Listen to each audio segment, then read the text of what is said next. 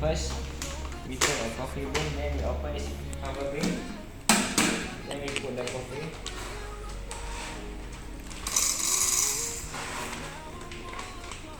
And then make sure you close it tightly. After you all put the cover bean inside this cover bean, then you make sure to adjust the grind size to the size what you want.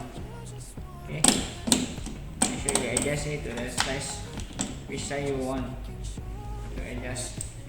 If you want to a double shot, make sure you pick the handle to short one, this one, then put this one, then you grind for the two double shot, double grind.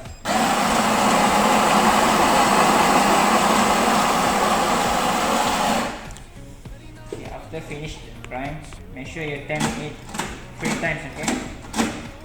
Slowly the powder all come out. Okay, like that.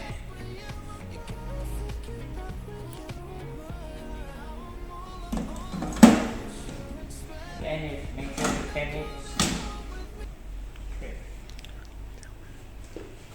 Then make sure you choose a double brew for the double shot.